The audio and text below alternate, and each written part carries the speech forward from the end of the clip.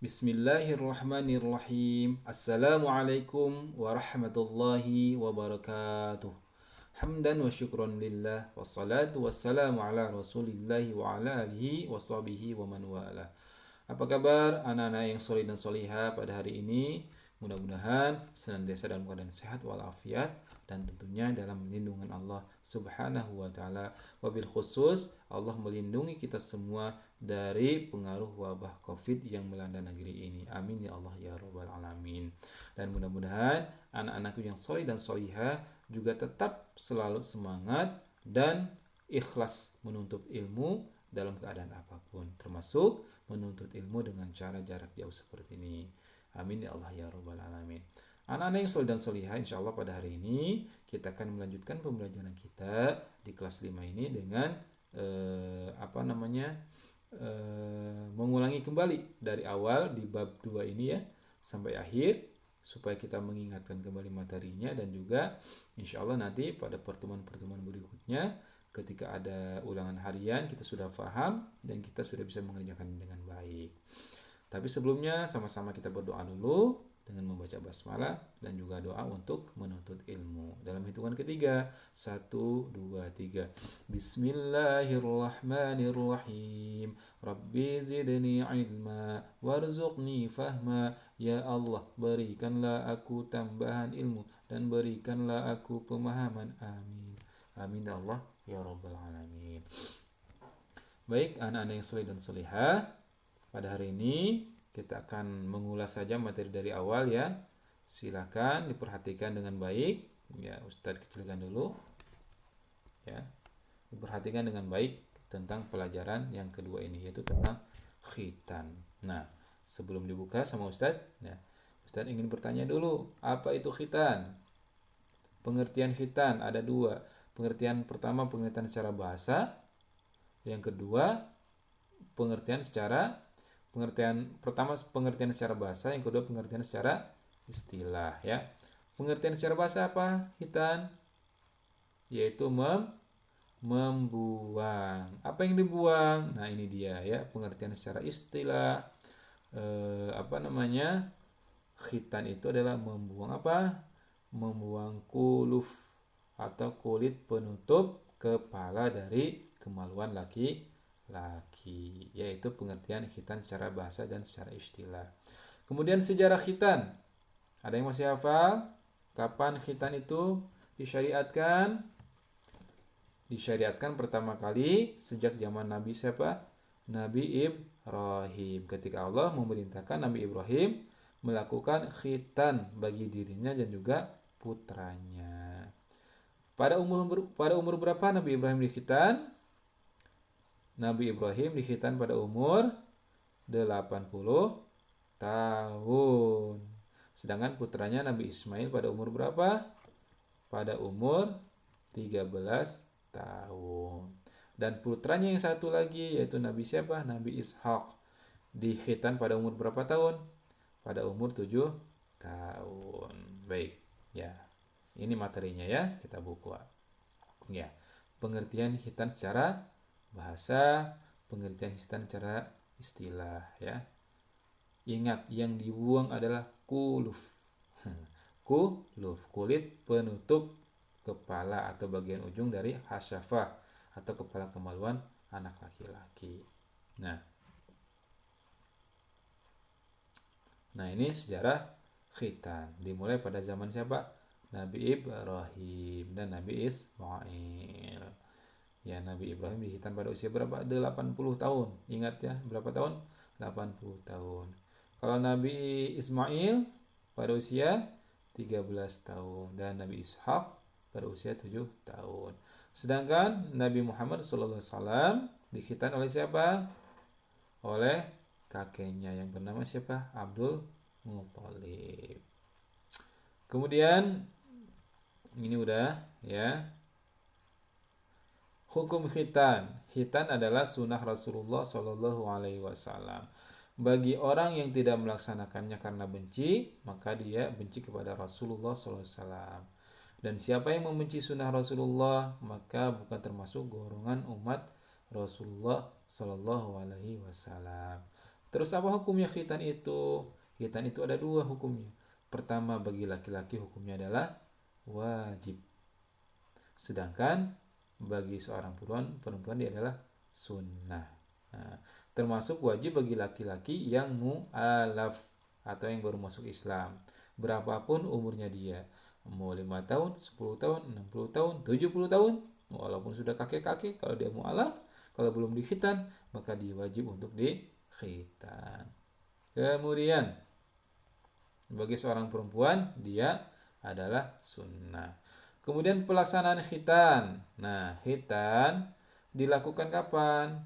Dilakukan ketika anak laki-laki mendekati masa akil balik. Ingat ya, disunahkannya laki-laki pada umur masa mendekati balik, ya. Mau balik pada usia berapa? 7 sampai 10 tahun biasanya. Karena baliknya laki-laki biasanya pada umur 15 tahun. Ya. Dia biasanya diawali dengan apa? Mimpi, ya. Mimpi mimpi jima, mimpi basah begitu ya. Nah, pada sebelum sebelum apa namanya? Sebelum balik itu yang dinamakan dengan akil balik. Usianya biasanya 7 sampai 10 tahun. Nah, pada usia itu disunahkan dilakukan di khitan. Nah, padahal pada apa namanya pada keterangan yang lain malah disunahkannya pada umur 7 hari. Nanti kita lihat seperti apa ya. Nah, ketentuan perintah Allah ini untuk laki-laki menjadi wajib di khitan ini ya. Itu pelaksanaan khitan. Kemudian apa lagi nih? Set. Kok gini. Nah, ini udah yang tadi. Nah, ini beberapa apa namanya keterangan sebagai apa namanya dalil ya. Ini juga bisa dibaca di dalam buku paketnya ya. Sebuah hadis yang diriwayatkan oleh siapa? Imam Baihaqi ya, dari Aisyah. Anna Nabiyya sallallahu alaihi wasallam hatta al-Hasan wal Husain ya masabi min waladatiha ya. Sesungguhnya Nabi sallallahu alaihi wasallam ia telah mengkhitan Hasan dan Husain, yaitu cucu Rasulullah ya. Pada usia berapa? Pada usia yaumasabi, pada hari ketujuh, min waladatihima, dari kelahirannya. Jadi kalau cucunya Rasul siapa, yaitu Sayyidina Hasan dan Husain. Iya, bukan Hasan anak Ustadz Iwan ya, tapi Hasan dan Husain ya, cucunya Rasulullah. Dia mereka dikhitan pada umur berapa? 7 hari, bahkan seperti itu ya. Seperti itu. Juga hadis yang lain masih dari Imam Baihaqi. Ikhtatinu auladakum. Khitanlah anak-anak kalian yaumas sabi', pada hari ke-7. Fa innahu atharu, karena sesungguhnya dia lebih suci, wa asyra'u apa namanya? Lambatil lahm, dan lebih cepat tumbuh dagingnya. Jadi lebih cepat sembuh, lebih cepat tumbuh. Ya, jadi kalau sudah luka, kalau masih kecil itu biasanya cepat tumbuh. Jadi bahkan di hadis yang lain disebutkan Nabi menghitan cucunya pada umur berapa? 7 hari. Walaupun biasanya pada umur 7 sampai 10 tahun. Tapi disunahkan juga kalau masih belum tega bolehlah ya. Belum tega masih bayi, masa 7 hari, 10 hari atau 1 tahun masih dikhitan, masih diberikan waktu pada usia 7 sampai 10 tahun. Baik, kita lanjutkan. Ini hikmah ya. Hikmah berkhitan. Ya, hikmah berkhitan kita ulas kembali. Manfaat khitan dari segi agama ya. Pertama apa? Khitan mensucikan, merupakan pensucian seorang muslim dari najis. Jelas ya. Ketika dikhitan, ya penutup kepalanya dibuang, ya maka ketika pipis, ketika BAK tidak ada lagi sisa-sisa yang menempel di situ. Ya, yang terbungkus kulit itu karena kulitnya sudah dibuang. Sehingga ini berarti bentuk penyucian seorang muslim dari najis. Yang kedua, khitan merupakan salah satu sarana bagi kesempurnaan agama ya.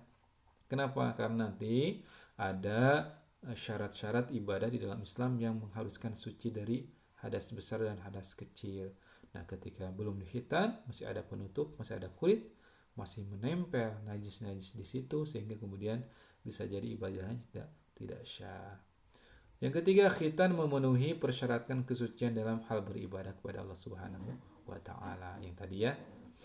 Kemudian manfaat khitan dari segi kebersihan dan kesehatan. Khitan merupakan cara sehat untuk mencegah berbagai macam penyakit. Ya. Bayangkan kalau belum dikhitan, masih ada kulit penutupnya. Kalau kita kencing, misalnya masih ada sisa-sisa, ya, masih basah, masih lembab, nanti itu menjadi sumber penyakit, ya.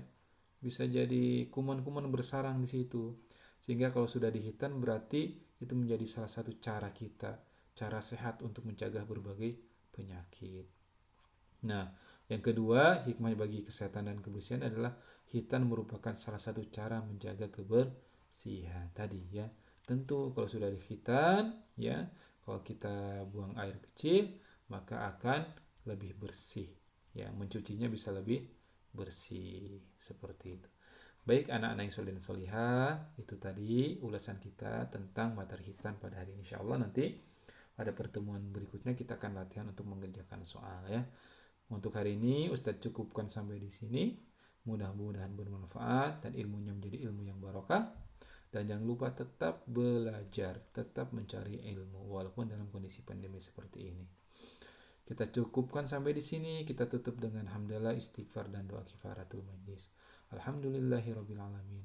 Astagfirullahaladzim. Subhanakallahumma wa bihamdik. Asyhadu an la ilaha illa anta astaghfiruka wa atubu ilaik. Wassalamualaikum warahmatullahi wabarakatuh.